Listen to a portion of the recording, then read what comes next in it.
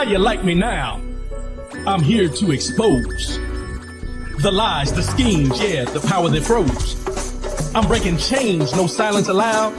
Speaking for the people, I'm making you proud. From the streets to the suites, I've been in the fight. Shining through the dark, bringing truth to light. Leadership in action, and the time is ours. Rodney's on the mic, speaking truth to power. Speak on it now, let the truth unfold. Speak on it now, gotta break the mold. From the pain to the purpose, let the voices tower. Rodney W. Collins, speaking truth to power. I've seen the struggle, I've felt the strain, but silence in the face of wrong is the real pain. It's more than a fight, it's the courage to stand and build a better world with this strength of our hands. Leaders and liars, we're calling them out. For the ones without a voice, we're ending the doubt. Every word I speak, every action I take, it's about the truth and justice, no room for fake. Speak on it now, let your voice ignite. Speak on it now, stand up, take flight. From the ground to the towers, let the movement flower. Rodney W. Collins, speaking truth to power. Stand tall, speak loud, let the world take note. Power to the people, every word I quote. This is your moment, the time is here. Rodney's on the mic, making change crystal clear. Speak on it now, time to break the chains. Speak on it now, let the truth remain. From the silence to the spotlight, let the voices shower. Rodney W. Collins is speaking truth to power.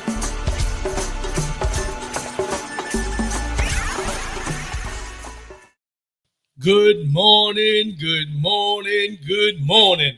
Welcome, welcome, welcome in. It's Rodney W. Collins, speak on the show every Saturday morning, 10 a.m. Eastern, 7 a.m. Pacific. Thank you for tuning in. Appreciate everybody out there. We got a good one for y'all today. A lot going on in the world, a lot going on in the news. But I want to start off this morning.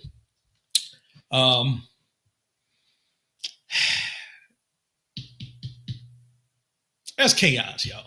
Let's just talk about it and what it is.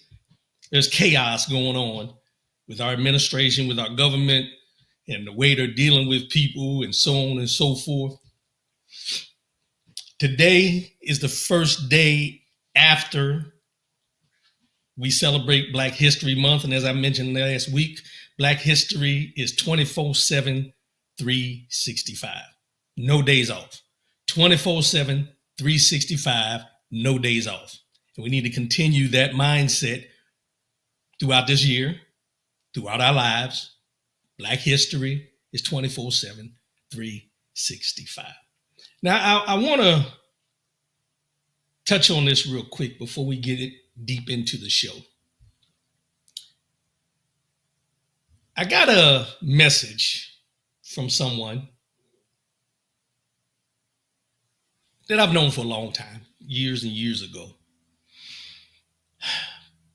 that listened to the show last week about when I was expressing that we are not our ancestors, to the point of we're not our ancestors when it comes to being in the fight, being in the struggle, doing what we need to do in order for us to get the equality in the racism and the different things that we need to do in this country. But I asked her for permission to be able to read this, and I eliminated the names because I don't want the names to get out there. But I wanted to read this because it was something that jumped out at me when she sent it. And it's something that I think we all need to hear. And I think it's something that will open up a lot of people's eyes that we as Black folks, we are in the fight, we're in the struggle, we deal with these things on a daily basis. But there's a lot of people in this country who have Black ancestors within their DNA line that a lot of them are in denial, per se. They don't speak on it. No pun about the show. They don't speak on it because there's a certain amount of shame, different things like that. But I want to read this, and I got to take my glasses off to do this. Y'all bear with me. And this is what the message said. It said, hey, friend, just watched your podcast from Saturday. First, keep yelling from the mountaintop. Secondly, how you addressed the topic of not my ancestors was very interesting and really made me think. It made me think about a particular ancestor of mine and what she endured. Here's something you don't know and probably wouldn't guess. But my fourth great-grandmother in my dad's family was a slave. She had a son by her owner, and that son actually served in the Civil War. Sadly, her owner is not the only slave owner I have found in my ancestry, and that pains me greatly. But I tried to draw from and focus on the strong ones like, and I'm not going to give the name of the individual she's talking about, who is my third great-grandfather, who was listed as mulatto and served in the Civil War. Then she goes on to say, sorry this is so long, but I wanted to touch base after Saturday's podcast. Stay strong and keep up the fight because like you said, we wouldn't be here today without our ancestors. I reached back out to her once I'd seen this and told her thank you for the words, for the kind words and everything, but I also asked her if I could use this today on the show, and she said yes. And when she responded back, she said yes, and she also mentioned, she said, you might not still be in uniform, but you are still serving our country. But I want to go back for a minute. I want to go back because this is something I think a lot of people of non-color need to hear. There are certain people in your ancestry line that owned people that were in my ancestry line. May not be directly, but somehow, some way, this ownership thing had gone on during that time. For her to recognize and to speak where we talked about the ancestors, we're not our ancestors, and what we need to do and how we need to go continue doing things going forward, really opened my eyes to the point that there are so many things that we experience in our lives and don't know about in our ancestry line that some of us are proud to talk about, and then some of us shelter it because we don't want people to know, case in point, that there's some people out there who don't want people to know that their family owned slaves. There are some people out there that don't want you to know that their great-great-great-great-grandmother 4 times over was a slave who was impregnated by the slave owner. I say all this to let people know that this fight, this struggle for equality, to end racism, to eliminate these things that are so, make us seem so different and divide us, if we step back for a minute and look at everything that we have in common, and hold ourselves accountable to the things, not saying that we're accountable for everything our ancestors did, right, wrong, or indifferent, but embrace the fact that there were wrongs done and there were things that people were fighting for, and look at the big scope of things of we stand on the shoulders of them, whatever they did right, whatever they did wrong, and come to the realization that there's a certain common thread between all of us that we can come to understand that in all reality, right is right, wrong is wrong. Let's move forward and figure out how we can coexist, not harboring and holding on to the past, but never forgetting the past, so we don't make the same mistakes again. And I won't say mistakes. Don't do the same things over that were done then, the wrong things. That's all I wanted to say this morning before we started the show, but I appreciate her for sending that to me. When I got it, I'll be honest, it kind of threw me back because, I've known this person many years ago. And for something that I said on here to spark her mindset to start thinking about a great-great-great-great-grandmother who was raped by the slave owner, had a child that was mulatto who fought in the Civil War and so on and so forth. These are the history lessons that we don't talk about that need to be talked about. Just wanted to start the show off with that. Brian Hoodie, my brother, good morning. Good morning. Appreciate you, bro. Appreciate you. Thanks for your support. So there's a lot, as I mentioned, going on. And I'm going to start off with some news. Some things in the news. I'm pretty sure all y'all have been seeing it, but let's go and get into this. Let's go.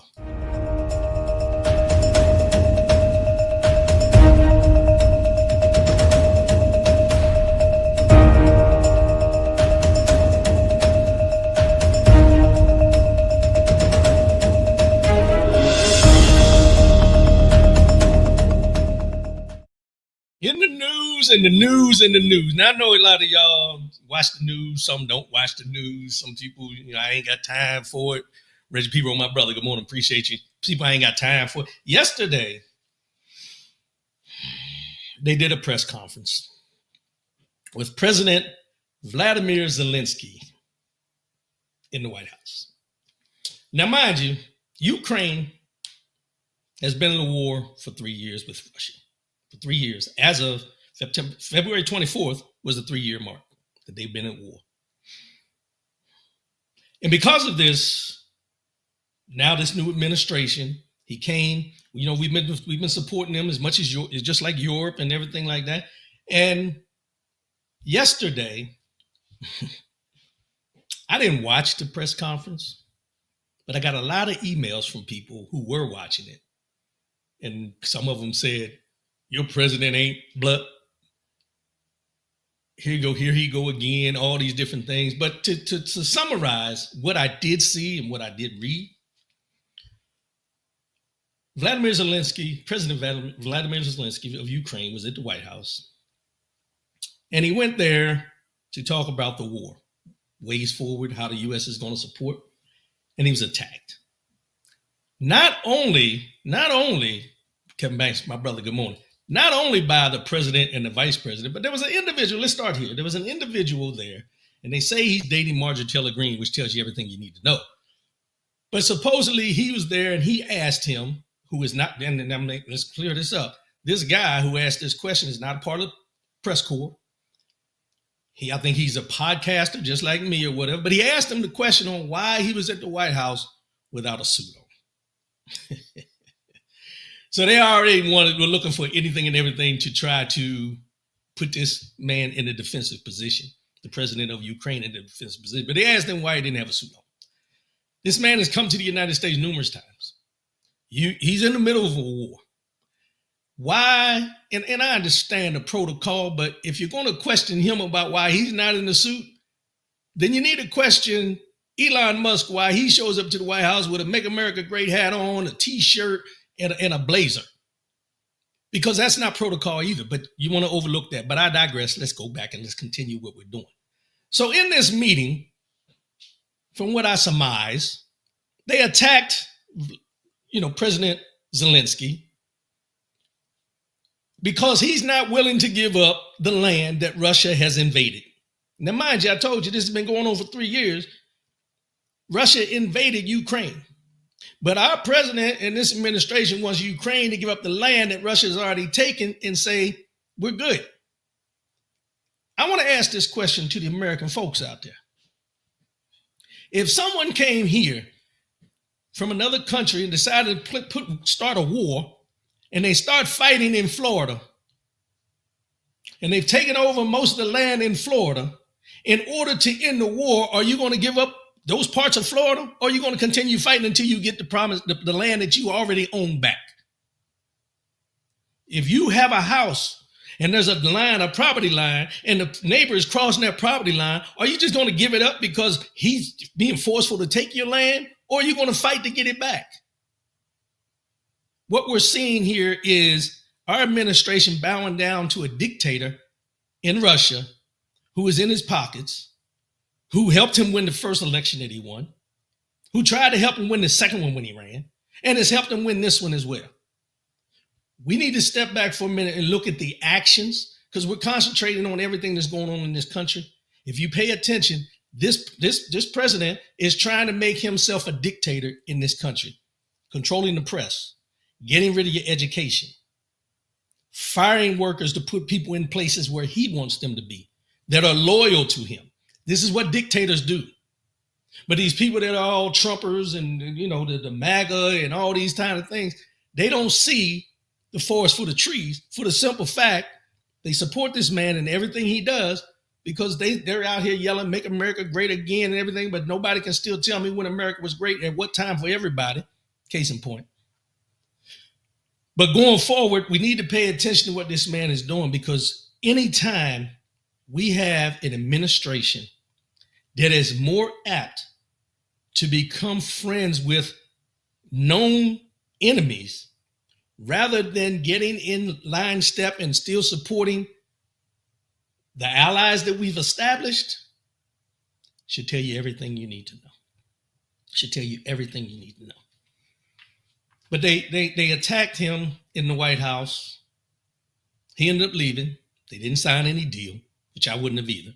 He didn't sign any deal. He ended up leaving. He was supposed to stay overnight. He didn't. He left. Right now he's in London, I think. He went to London.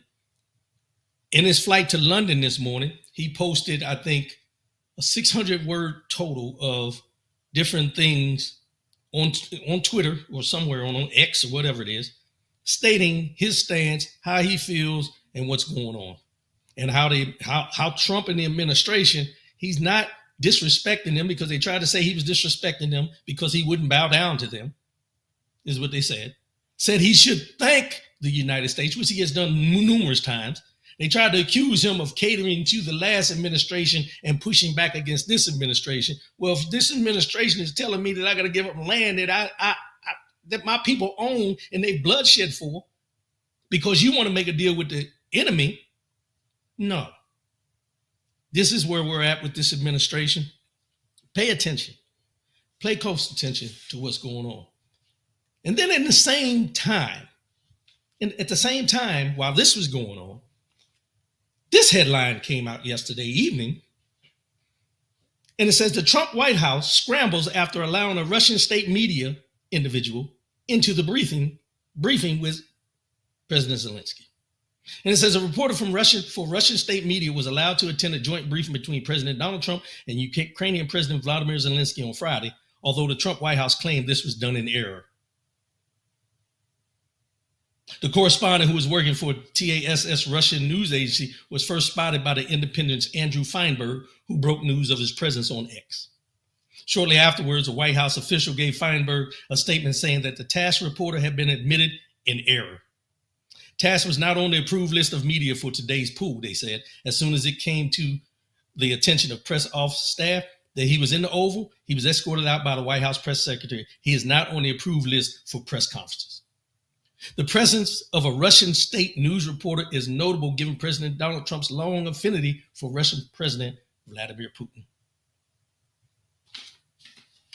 So we're allowing, I want you to think about this now. You have a Russian state media member in the Oval Office of the White House, and in a press conference for the enemy that they're fighting, President Vladimir Zelensky, and they're saying that he didn't have the credentials to be there, but he was in there. How did he get in there? How was he able to get in there? But they're saying that it was an oversight, that he shouldn't have been there, but he was there. And this is not the first time that we've had Russians in the Oval Office. Let's be clear. During the first administration of this individual, you had Russians in the White House. During the second administration, you have Russians in the White House. What is that telling you? What does that say about this administration and its affinity or affection towards Russia? What is it saying? What do we need to be prepared for? Because Zelensky told him, in so many words, while you're siding with him, you don't know and you're not aware of what he will do to you when he's done with you. He will do to you what he's doing to us if you allow him to. And then we have these people that continue to support this administration on the simple fact, for the simple fact that they think this man is some signal or sign of power. He's not powerful. He is not powerful at all. Let's just be real. But I want to go here. This was in the news as well. All blacks are foreign to my people. All blacks are foreign to my people. This was a statement by a Texas prosecutor exposed as an operator of an anonymous white supremacist X account in a damning report. Let's put him up, shall we? This is him. The individual behind an anonymous X account rife with white supremacy and anti-immigration posts has been identified as an immigration and custom enforcement prosecutor, according to a detailed new report by the Texas Observer. The profile Glomar Responder, which boasts more than 17,000 followers, is run by a 44-year-old James Jim Joseph Roden, an assistant chief counsel for ICE in the Dallas area, who reportedly filled the X page with numerous hateful, racist, and xenophobic posts. Kevin Banks, the power dynamic in the White House right now in order is Putin, Musk, and then Trump. That's why I've seen a lot of posts about that too. And this individual said, America is a white nation founded by whites. Our country should favor us, Glomar's founder wrote just last month. All blacks are foreign to my people, dumb Fs, the account posted last September. In May of 2024, Glomar Responder posted, I am not a commie, I'm a fascist. Fascists solve communist problems. Get your insults right, retard. And in August, he wrote, migrants are all criminals. Last March, nobody's proposing feeding migrants into tree shredders. Yet, give it a few more weeks of this level of invasion, and that will be the moderate position. And just last month, my World War II vet grandfather didn't get a chance to kill Asians, so he volunteered for Korea. He'd be asking for a short-term job with ICE, kicking doors and swinging a baton at this time. This guy here. Roden's connection to the page was unearthed through a thorough investigation of the Glomar Responder's social activity, which included posts suggesting that his operator was affiliated with an ICE office. I mentioned on here before that we have people, white supremacist mindset people, embedded in the systems within this country. And nobody is doing anything to eliminate that at any time. You have this guy who's an ICE prosecutor who's running a white supremacist social platform with over 17,000 followers. He's 44 years old. He's younger than me. Was never around doing all the civil rights movement, none of that kind of stuff. But these are his thoughts. This is how he feels about people of color. Then you ask yourself, how many other people like him are in these offices, denying loans, denying grants, denying the things that people are going in there to get, and the only reason denying them because he has this white supremacist mindset. Him or her. Let's go. Him or her. They have this mindset that we are fighting about when we talk about equality, DEI. This is what we're talking about. You can't get equal footing when you have people like this who are in these offices and administrating what we need, what we're asking for, what we're applying for, the redlining, the low appraisals on your homes. These are people are embedded in these systems. And something I've said on here before, and we've said before, these systems that were never created for us, but we're a part of now, we're involved in. We still got people like this embedded in these systems that are preventing us from getting what we're applying for and what we're trying to do in this country. Trent Branch, it's about to get worse. It's overtime now. There's no shame. Overt. It's overt. I got you, bro. For some of y'all that don't overt undercover.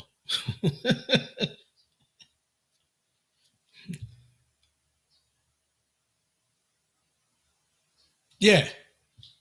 I bring this up because these are things that while we're looking at all these other things that are going on, we're losing focus of the one in the White House is one and there's people that follow him, but we have people that have been embedded in these systems way before he became in the position he's in.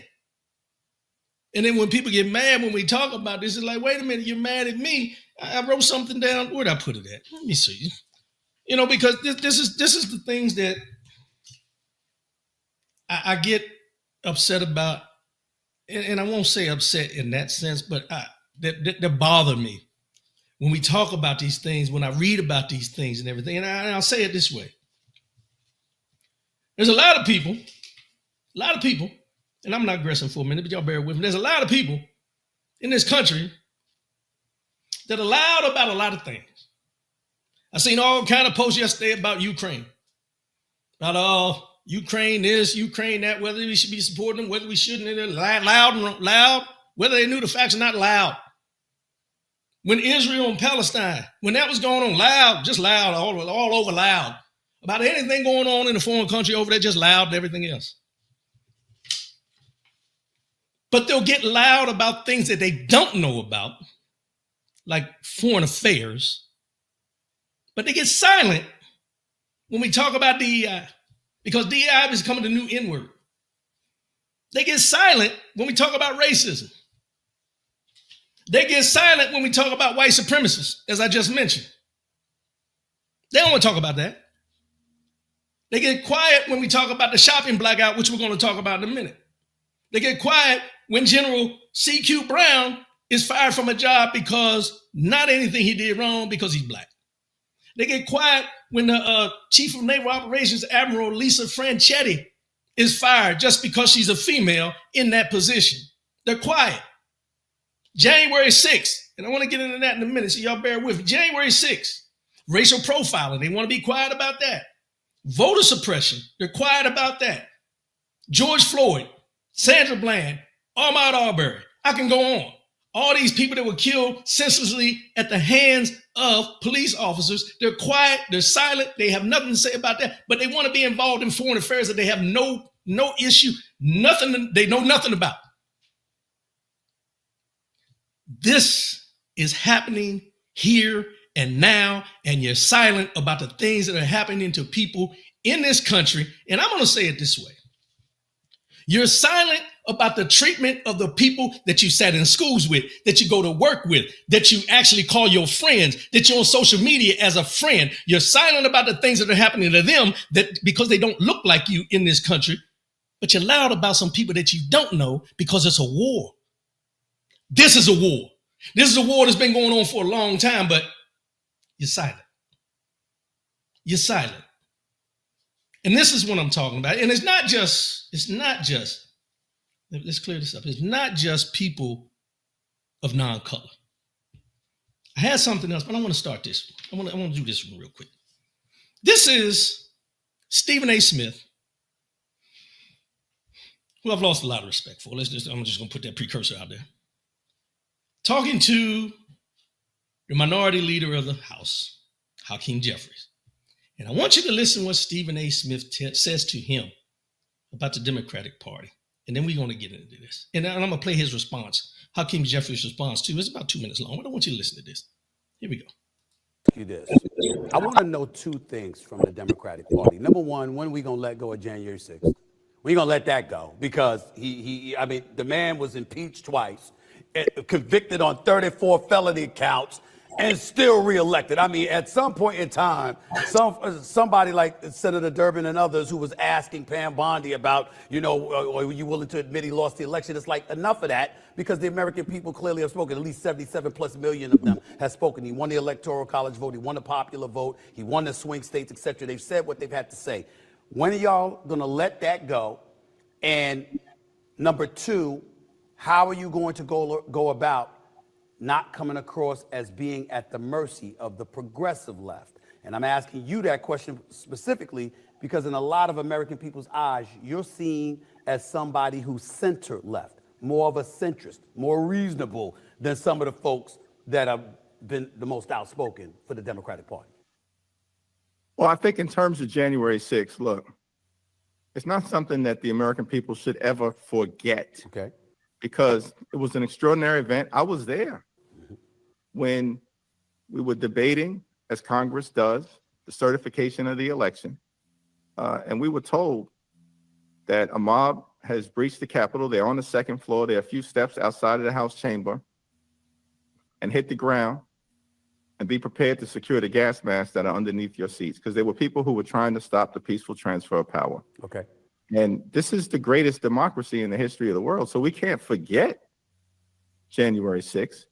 I'm not suggesting that it's a core issue moving forward in terms of how we are making our case to the American people, but we also can't ignore the fact that in one of his first acts, President Trump chose to pardon violent felons who brutally assaulted and beat police officers.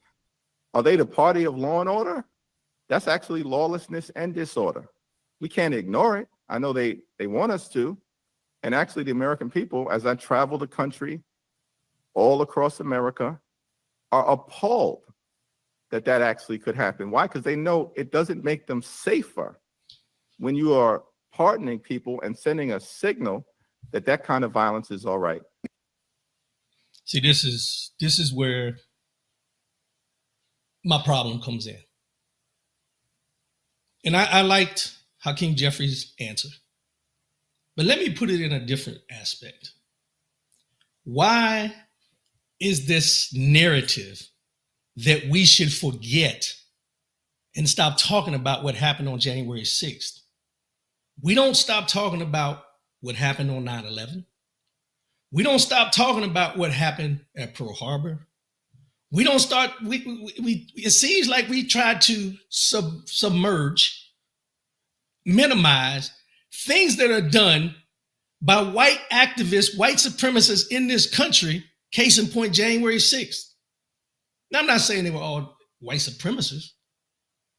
However, if that would have been a mob of Muslims, would they say forget it?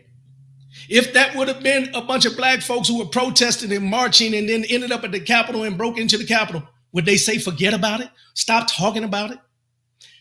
When Stephen A. Smith parts his lips to say that, that's where I have an issue. Because we as black folks, we get into this mindset that it don't affect me, so let's just forget about it. No, it does affect you, because you have to look at two sides of the coin. The bottom line is, when people are saying let's forget about it, it's because the people that did it look like the people that want to control everything in this country. When you talk about January 6th, you have to look at it in the sense of, if they were able to do what they had chosen to do, what they were trying to do, this person that's in administration now would have been in the administration at that time, right after January 6th. How different would this United States of America be if that would have happened? If they were able to do what they needed, what they were trying to do. See, you can't just gloss over it, just like it was just a normal day at the park. Think about this. We've had boycotts where we've marched, ancestors marched, protested, had sicked on them, water hoses sprayed at them, all these different things. And we want to overlook that as a part of history. But now you're asking us to overlook the fact of these people tried to overthrow the government in this country. In any other country, that's a bigger issue. Here, they want you to forget about it. I just don't understand what and why people feel that we should forget about that just because politicians are running for office, because people have this mindset that it didn't happen. Trent Branch, we don't stop talking about the Holocaust. Well, that's a whole nother conversation. I didn't want to go down that rabbit hole because, you start talking about the Holocaust and then they want to say you're anti-Semitic and all these other different things. At the end of the day, it happened. It was tragic. And we don't stop talking about it. We got museums in Washington, D.C., the Holocaust Museum. You got them in Italy. You got them in Germany. You got these places that show you what happened during this time. I went to one place in Italy, which I didn't even know it spread into Italy, where they still had the chambers, the rooms where they were in, all these different things, because it was a bad thing. It was a bad thing. Trent Branch, if Mar-a-Lago was breached, it would have been a problem. It's that simple. And to get back on track, this week, this is something I've been talking about, and I want you to understand this. This week, the Justice Department shuts down federal law enforcement misconduct tracker. Remember we talked about qualified immunity? This is a precursor to the qualified immunity coming into play. Department of Justice has eliminated its national database that tracks misconduct incidents among federal law enforcement officers. Agencies can no longer query or add data to the National Law Enforcement Accountability Database. The Justice Department posted in an online statement confirming that it is being decommissioned as a result of an order signed by President Donald Trump on his first day in office that rescinded 78 Biden-era executive actions. The Justice Department did not immediately respond to CBS. Here's what it is. The police misconduct database was operational for a little over a year, having launched in December 2023. It was not public. Instead, law enforcement agencies could privately search for information on whether a new hire or officer within their ranks had a documented history of abuse or of violating department policies or law. For example, racial bias or excessive use of force. For example, racial bias or excessive use of force. This database was only in existence less than a year, and now it's gone. So you know how we talk about these police officers when they're out here and they get charged with something, and then they find out that they were fired from this place and this place and this place, and now they got a place here, and all their actions have led up to this happening because nobody did a background check on them? Well, we're right back where we were, because now there's nothing in the system that shows where this person was fired because of bias, racial bias. There's nothing that shows this person was removed from his position because of excessive force.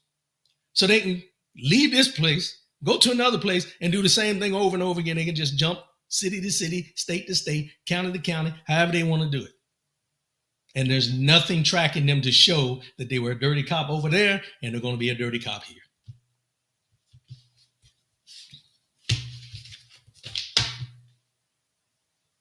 The writing's on the wall, y'all. The writing's on the wall.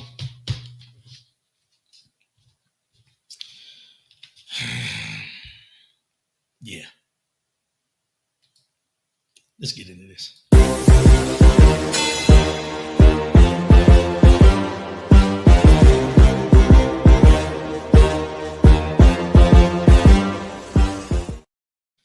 So yesterday, February 28th, the end of what we celebrate as Black History Month, which is 24/7, 365. If you listened last week, if not, go back and listen to it.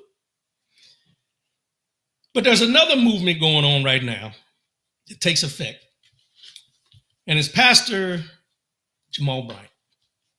It's called a Target Fast. The website is targetfast.org. And it's a movement initiated by Pastor Jamal Bryant aiming to encourage a 40-day boycott of Target during Lent from March 5th to April 17th of 2025. The action responds to Target's reported rollback of its commitment to spend over $2 billion with Black-owned businesses by the end of 2025, a program allegedly halted at the start of the year. The campaign urges participants to abstain from shopping at Target and to redirect their spending toward Black-owned businesses and allies that reinvest in the community. To facilitate this, TargetFast.org provides a digital business directory featuring 300,000 Black-owned businesses in partnership with the Black Chamber of Commerce.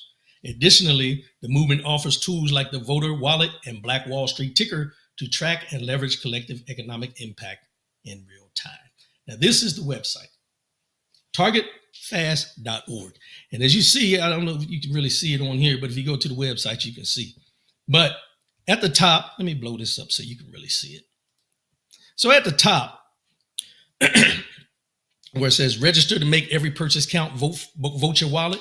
In that ticker, it's showing Black businesses and how much we're spending. Also, it shows you the different entities and boycott, Tractor Supply, boycott, Walmart, boycott, Walmart Supercenter, Whole Foods.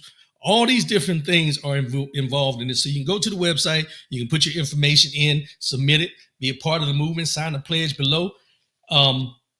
I bring this up. I bring this up because yesterday was supposed to be a boycott of buying, shopping, online, all those different things. And I talked to a few people, and their attitude towards this was, man, and the people that look like me, let's just be real. We want change, but we don't want to be the ones who initiate the change. Let me say, we want change, but we don't want to be either the ones or be involved in the change that needs to happen. Now, I understand one day people saying, what's it going to do? It's not going to do nothing. Sometimes it's not the whole impact of what you want. It's to start the groundwork on what we're trying to do. I get discouraged when I hear these things of, it ain't going to work. You know, one day is not going to do this. Well, everything starts with the first step. You have to take the first step in order to take the next step and the next step. Now, last week I asked the question, now what after this? Now what after this?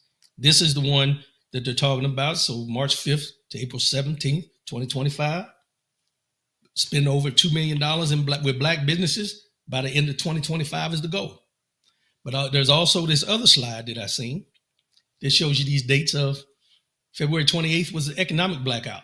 March 7th through the 14th is the Amazon boycott, which is in conjunction with the Target boycott. March 28th to 21st to the 28th, the Nestle boycott. April 7th to the 14th, Walmart. April 18th, economic blackout number 2. April 21st to the 28th, General Mills buyout. These are things that they're trying to get something going. They're trying to get something going. And we have all these doubters out here about it ain't gonna work. Why are we doing this? What's it gonna prove? What's this, that? Trent Branch, we don't want to participate because we don't have faith in the process. Well, and that's part of it. And I think some of it is the fact that, and I'm gonna say it again this week. I don't want to go down that rabbit hole again, but we're not our ancestors. We're not our ancestors. We don't have, as I mentioned, the follow through to make change. We don't have to follow through to make change. If it's not, we call our kids and our grandkids the microwave generation because they want things quick. This is the same thing. We want things to show up today. We want to see change today.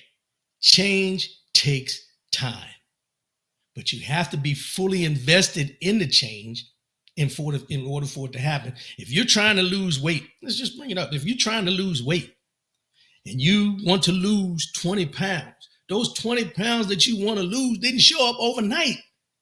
It showed up over time. So you're not going to lose the 20 pounds overnight. You have to be fully invested. You have to be consistent. You have to be persistent, and you have to be dedicated to what you say you want the change to be. But we're not. Absolutely, we want it now, which is not realistic. No, and that's the thing. Thanks, Trent. That's the thing.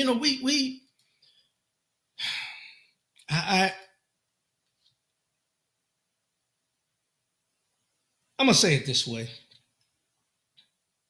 I love my people. I love y'all. And when I come on here and I talk about these things, it's not to minimize who you are, what you stand for. No, everybody. I said it yesterday to somebody, and I said it on here before, and I'm going to say it again. Harriet Tubman said she would have freed more slaves if they knew they were slaves. Harriet Tubman said she would have freed more slaves if they knew they were slaves. It goes in the same aspect of this. We could get more people involved if they understood what the final results would look like for us. But because we've gotten, and I've said this, so comfortable with our standing as far as what we drive and how big our house is and all these different things, the reality is only hitting now for a lot of people because they're losing jobs. People are losing jobs in the government. That's just the beginning. When people start losing their benefits and start losing this and start losing that, now it's like, oh, wait a minute, what do we need to do? I don't know what else to say. I'm not going to stop saying it. And it's probably going to sound like the same thing each and every week, but we have to stay consistent, persistent in doing what we want to do. You can't lose 20 pounds overnight when you didn't gain 20 pounds overnight.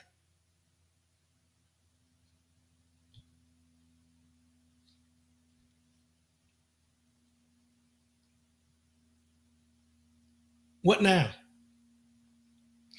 What is going to happen for us to wake up? There's something else that's going on right now, and this covers everybody. The measles outbreak in Texas. The measles outbreak in Texas. There's a lot of people that say it ain't going to affect them. I disagree. Because this measles epidemic that's going on right now in Texas is also spreading. There was a case somewhere where a person was in Planet Fitness with the measles outbreak, not knowing they had it, and now they had to shut the Planet Fitness down. Someone went to Korea, I think it was Korea, came back, has measles. Everyone that was on the plane, everyone that was in that terminal are susceptible to getting the measles outbreak. And there's a 3 in 100 chance that even though you have the vaccine, you may still get the measles. What are we talking about here? Trent Brand, some don't think they have a dog in the fight because they have not yet been impacted personally. Yet. Kevin Banks, not willing to make the sacrifices. And that is the key word, sacrifices. Because in order to make change, there has to be some type of sacrifice that you're willing to take and stand on. Remember when everybody was upset because you had to wear a mask? Are you serious? This is a matter of life and death, and you're mad because you have to wear a mask? So if you weren't serious about that, what makes me think that you're going to be serious about a boycott? That's going to benefit all of us long term because the elimination of DEI and everything like that. I'll tell you this, I went into some of these posts and then I go in and I read the comments of people. I read what the comments say. And some of the comments are, some of the comments that these people say are very disgusting because they're talking about the boycotts and did you go shopping? And there's people in there, and I ain't going to say what their color was, but you could probably guess, saying, oh, well, go ahead and boycott. That means the lines will be shorter. That means I can get in and get out. I don't have to wait. Oh, that means there won't be anybody in the stores. And I'm going to say this. It wasn't just white folks that were saying that. It was us. It was us. Kevin Banks, our ancestors were willing to make the sacrifices. A lot of sacrifices. We talk about our generation. Let me talk about our generation for a minute. We talk about how we got it from the mud, how we came up from the mud, how nobody, we did this and we've accomplished this and we've done all these great things. And as I say, yell your wins from the mountaintop. I'm a true proponent of that. Yell it from the mountaintop. But don't get high on your own supply. Don't get high on your own supply, which means don't get so caught up in your accomplishments of what you've achieved and things like that. They think you're bigger than what we're talking about. As Trent Brand said, some don't think they have a dog in the fight because it has not yet been, they have not yet been impacted personally. Yet. What goes up can always come down. But we think because we're in this higher echelon, maybe you in that six-figure or whatever you want to call it, or seven figures, or you got this big house out there.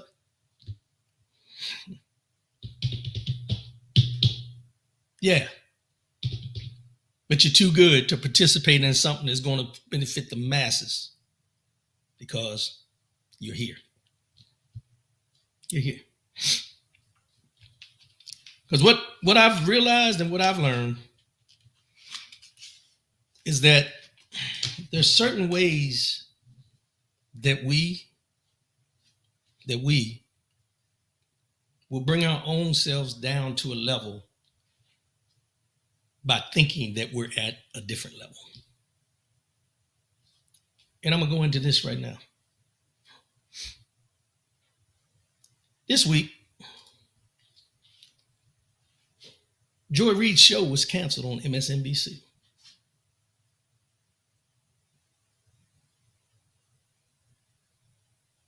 I was, and will continue to be a big fan of Joy Reid. Why? Because Joy Reid spoke truth to power. Joy Reid spoke truth to power on a major network when it came to exposing the different things that are going on around us that affect people that look like us. And this week she was removed because they said the ratings have dropped. Because the ratings have dropped. And everybody wants to put the blame on us, people that look like me, for the ratings dropped. There's a certain point where we have to stop looking at things, in this light of we're to blame for our own people's downfall. Some of this is true. But I'm going to go out on a limb and say the reason Joy Reid's quote unquote ratings got to be what they say was bad is why they got rid of her. I'm not going to go down there. I'm not going to go with that. I'm going to go with that because she had no problem calling out Donald Trump. She had no problem calling out racists. She had no problem calling out the inequities and everything that's going on in this country on her program on a daily basis. And people were mad. People were mad. There was a new president that came in to MSNBC, and she's making changes. And at this point, they eliminated her, and they eliminated, and I can't remember her name, but another woman, Asian descent. They eliminated her show. And they try to appease you by putting the show in with Simone Sanders, I think her last name is Miss Menendez, and Michael Steele, former Lieutenant Governor of Maryland. They put their show in her time slot, which was a weekend show, but now it's moving to her time slot because of ratings. So they say. When you speak truth to power, there are going to be people who are going to try to minimize everything you say any way they can. Any way they can. Trent Brands, yes, Joy was a force. Going to miss her in her platform. She'll be back. Yes, she will be back in some capacity. But I have a lot of respect for Joy Reid. And I'll say it this way. I'm pretty sure Joy Reid, who's an Ivy League graduate, probably one of the most educated people on TV. Let's be honest. I'm pretty sure that she knew that the consequences for her actions and what she spoke about would come to this eventually. I mean, you go into this knowing that because I have a voice and I say what I say when I say what I say, there can be consequences. And I'm pretty sure she knew. They need to cancel Morning Joe. Yeah, I don't even look at that no more. That's a whole nother conversation for another day, but we'll get into that. But I know, and I mentioned this last week or a couple weeks ago, this is why I'm able to say what I want to say, how I want to say it, and when I want to say it, because no one owns me as far as who I work for. and I don't work for the government anymore. I'm not in the military anymore. I'm free to say what I want to say with no consequences unless people want to blackball me from Facebook or YouTube or whatever they want to do and not listen to me. I'm cool with that. But I'm not going to shut up. And Joy Reid will not be quiet either, I'm pretty sure. And this is how you know. This is how you know that Joy Reid had the utmost respect within our community. This is Joy Reid at the Essence Awards the day after her MSNBC dismissal. She told the crowd at 2025 Essence Women in Hollywood Awards on Thursday that black women are living at a time of theft. Reid's speaking appearance at the luncheon came about 3 days after MSNBC's abrupt restructuring resulted in the termination of her show.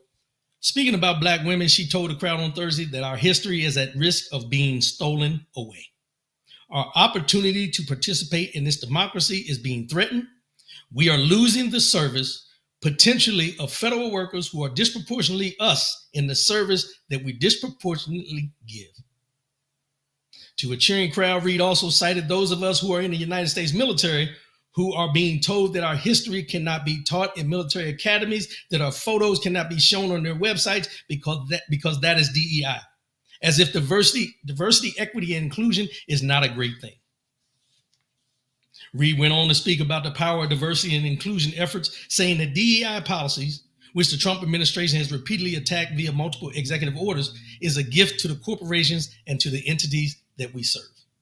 She added, this country is becoming more diverse, whether people like it or not. And so if you want to sell dollies, baby dolls, you're going to need a black mermaid because all the little black and brown girls want to see themselves in those characters. To cheers again, she continued, equity is important because we, black women, come in knowing we have to be better, more educated, stronger, more prepared than anyone else when we walk into a room. And so we are. And so in each of the spaces that we exist, we tend to be the best. And that equity is not just equity for us. It's equity for these companies and organizations that we serve. It makes their organizations better, and inclusion is just reality. There's nothing you can do to reverse the tide that is making this a more diverse country. She went on to say that the only way to prevent the diversification of America is to try and alter democracy. January 6th. What's going on in the White House now? And that black Americans have been at the heart of resistance movements to prevent those threats. African Americans who have struggled through loss and lack enslavement and Jim Crow, we believe more than anyone in this country in the rights, the freedoms, and the Constitution that did not include us.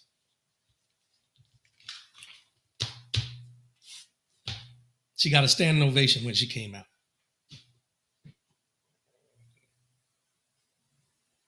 I have to say that I have never felt more enveloped and wrapped in the love of my people. It makes me feel so full. My heart is full. I just love my people. And so I just want to thank everyone. I want to thank Win with Black Women, who helped a 25,000 person Zoom call last Sunday, and just everyone who has shown me so much support. Now, on that Zoom call they had last Sunday, Joy Reid actually broke down. There were 25,000 people on that Zoom call to show her support for what is going on with her. 25,000, I want you to think about this now. It's 25,000 people to support her in her loss of a job at MSNBC because they know what the deal was. Of those 25,000, how many are involved in these blackouts? How many are standing firm in what we're trying to do to make a change? That's 25,000 people that got on the Zoom call to support her. What if we had 25,000 people, 50,000 people, 100,000 people, and so on and so forth to support this boycott that we're trying to do to make our presence felt and what our buying power is in this country? See, it seems like we react when we're done wrong, but it has to get to the point where someone is either hurt, George Floyd, killed, murdered, before we get a wake-up call that we all need to be involved in these processes that we're fighting for.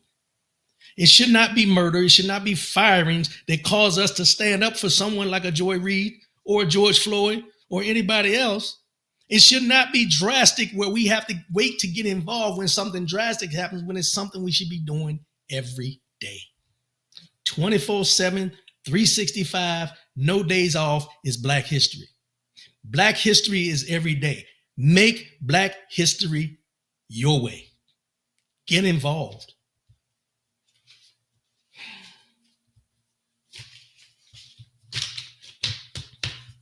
So there's this young guy, and he made a good point, and I wanted to make sure I show this. His name is Aldrin McCullough. This is him. And he asked a question. I'm going to blow this up so you can see it. He asked a question. And he said, if we can get Joy Reid, Don Lemon, Roland Martin, Jasmine Crockett, and Lester Holt, what if they had their own network? What if they had their own platform, all of them on the same platform to speak truth to power about what's going on in this country?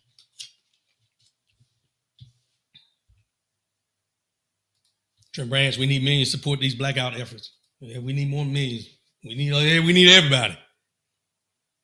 But think about this. Joy Reid fired from MSNBC. Why? Too loud, too boisterous. Don Lemon removed from CNN because of things he said about, I think it was, what was her name? Female that was running for the Republican nomination. I can't even remember her name right now. From South Carolina. You ain't heard from her since. Roland Martin has been on numerous different stations. He built his own. Why? Because he spoke truth to power. Jasmine Crockett, who sits in the House, speaks truth to power every day. She confronts those who need to be confronted, and they're mad. And then Lester Holt is stepping down from, I think it's ABC. Nightly News. Think about the power that these 5 people hold. And I'm going to add myself in there. Put me on the network too. With these great people. Let me learn from them on how to polish what I'm trying to do. Because I look at each one of these every chance I get. I watch these people.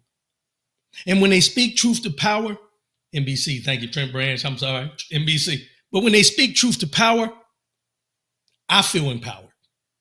When I come on here on Saturday mornings, I say to myself, you know what? I got people out here doing the same thing I'm doing in different platforms. Don't diminish my voice for anybody. We had a BET at one time. We sold out to the highest bidder. I see this week, the Griot, which is something that I watch, is owned by Byron Allen. The Griot, they had a station, they did news, they had a website where you could go and find news, had opinion pieces and everything. They just laid off a bunch of people. There is enough money in the Black community to make this happen if they want to. Just takes one to say, you know what? Let's do it. There are many platforms they can broadcast from. Speaking truth to power. Pull our resources together, support these people. Support them. Because here's what you find out. And I said this last week, and I talked about other podcasters just taking maybe 5 minutes of their show to speak truth to power and all that kind of stuff. Trent Branch, I hear you, brother. Put me in, coach. Put me in. That's right. Check me in. I'm ready, coach. But I spoke about the other podcasters, as I mentioned last week, to say, just 5 minutes to speak truth to power, to bring up something. But most of them are owned by somebody where they can't speak their truth and how they truly feel. They have to entertain rather than educate. You can do edutainment if you want to, entertain and educate at the same time. But everybody's not able to do that. But if you take these 5 people 6 people, 5 people that I just mentioned, and someone get behind that machine to build something where we can go to those sources to get our information, because it's like FUBU, for us, by us.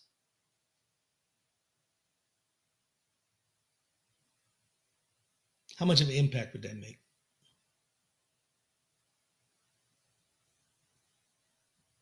There's people out here that can invest. You have the own network. I don't know if she owns it.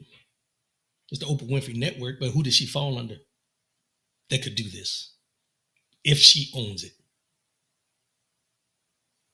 There are resources that could reach out to each one of those people and allow them to be who they are and say how they feel unapologetically.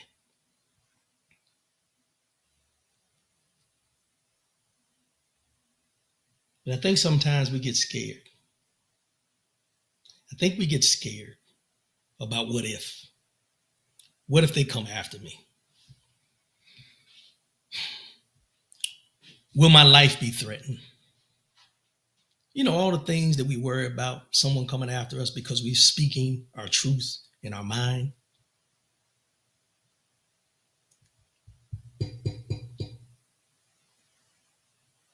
With these 5 people, with the thought that this young man brought up, and I want to get his name, Aldrin McCullough. Appreciate that, brother. To the boycotts that we're talking about.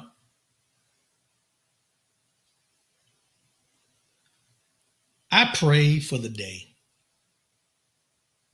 I pray for the day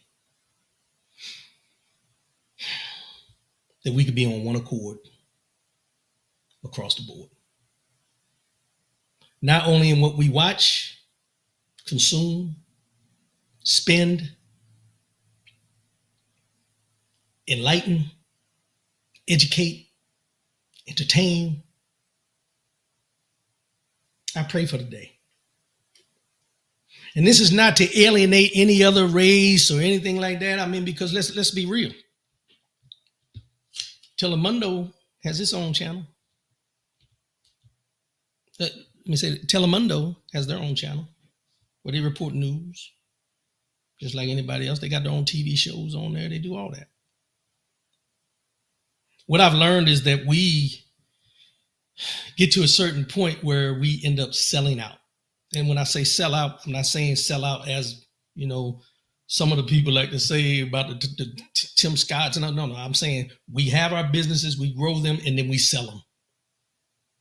And every bit of identity that was involved in that ownership is gone. BET sold itself to Viacom, which owns MTV, VH1, BET. They're all on the BET Plus, whatever. And you can see that shift of what it used to be, that we were proud to tune into, to where it changed over. And now you see more ratchetness than you see educational. How do we get there? How do we get to a point that we become self-sufficient in a lot of things? How do we get to the point where we look at things in the aspect of we built this like we did this country? We talk about it all the time when they bring up slavery. Our slaves built the White House. Slaves built Washington, D.C. Slaves built the infrastructure of this country. We talk about it all the time. A lot of them won't admit it, but it's reality. But when can we come together to build something that's going to benefit all of us? How do we come together to build something that's going to benefit all of us? And then the big question, why can't we come together to build all of this? You let me know, because I'm trying to figure it out myself. I'm going to go ahead and wrap this up for today. I appreciate everybody tuning in. Thank y'all for coming in every Saturday morning, 10 a.m. Eastern, 7 a.m. Pacific. Be back again next week. We're going to talk about some more things, but what I will tell you before I sign off is this. In this season, we have work to do. You heard me say that. We have work to do. But also in this season, don't get comfortable and don't become overly consumed in everything that's going on. Live your life. Live your life. Enjoy your life, but be aware. Live your life, enjoy your life, be aware. Do not become overly consumed with everything that's negative that's going on because of the start affecting the mental. I had to shut down this week. I didn't turn TV on. That's why I didn't know what went on with the press conference and everything. I didn't turn TV on at all yesterday. I just downloaded. Let my mind just wander about anything and everything dealing with life as a whole, rather than the craziness that's going on around us. You've heard me say it, man, check your mental. We become what we consume through our eyes, through our ears. We become what we consume. Don't overconsume yourself with these things that are going on. Be aware, but don't overconsume yourself. It'll mess with your mental if you allow it to. Appreciate everybody tuning in. I'll see y'all again next week. I love y'all, and I'm out. As I always say, love yourself, love one another, keep your head up, and most definitely, keep your faith in God. I'll see y'all next week. Love y'all. Peace.